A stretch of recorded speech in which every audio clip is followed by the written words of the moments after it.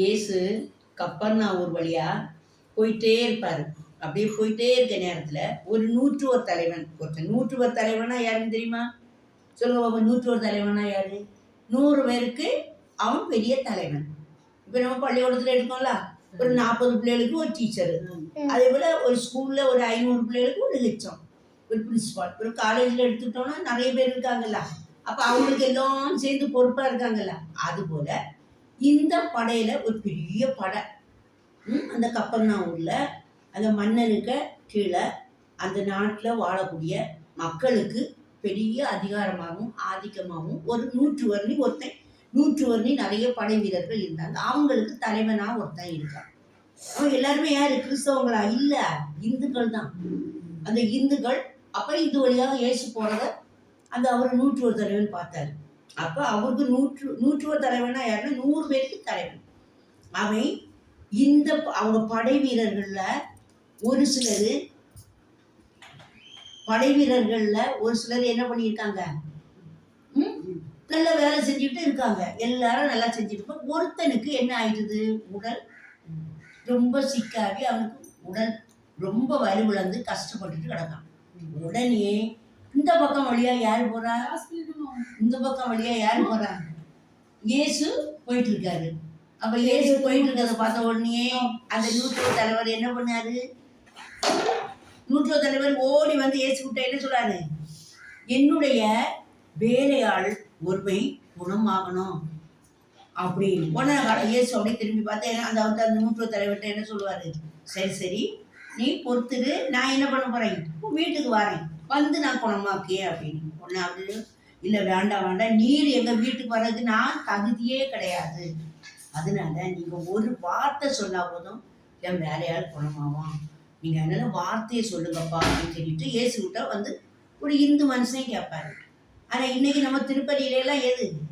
உடனே அந்த நிமிடமே என்ன ஆயிட்டுது, அந்த பையன் அந்த வேலையாள் குணம் பெற்றுட்டான்.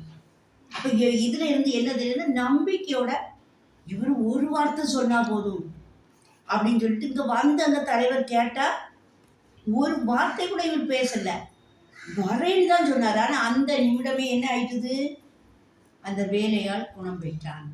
அப்ப இன்னைக்கு திருப்பலியில அதுதான் வச்சு நமக்கு ஞாபகம். நம்ம மதம் தான், ஜாதியா எந்த வித்தியாசமும் பார்க்காம இன்னைக்கு நம்முடைய திருப்பலியில இதோ ஆண்டவருடைய அடிமை, உங்களுடைய வார்த்தையின்படியே எனக்கு ஆகட்டும் மரியன் நான் சொன்னது போல, நம்ம திருப்பதி மரியனை அப்படிதான் சொன்னாங்க, முழுமையாக ஏற்றுக்கொண்டது போல இங்கேயும் இது ஒரு வார்த்தை சொல்லும் என்னுடைய வேலையால் குணமாகும்னு சொன்னது போல கடவுள் உடனே என்ன செஞ்சிட்டாரு, குணம் கொடுத்துட்டாரு. குணம் கொடுத்தது தான் இன்னைக்கு நம்ம திருப்பலியில தினமுமே சொல்லுவோம், ஆண்டவரே நீர்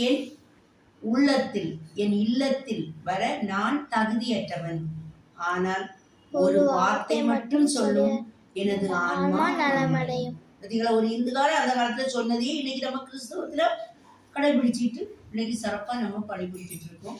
அப்ப கடவுள் எதை விரும்புவாருன்னு சொன்னா, நம்முடைய தாட்சியையும் நம்பிக்கையும் எல்லாத்தையும் விட நம்முடைய பணிவை தான் அவர் ரொம்ப விரும்புவார்.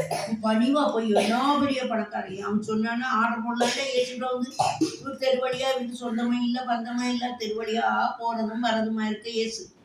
அந்த நேரம் அந்த ஊர்ல அவருக்கெல்லாம் மரியாதை இல்லை.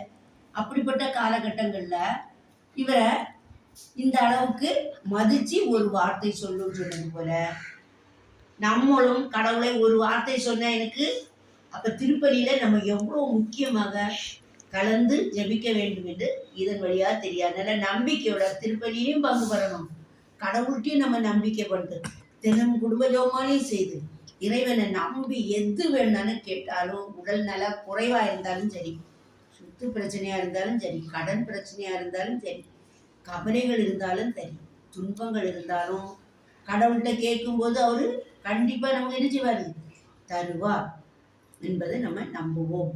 சரியா?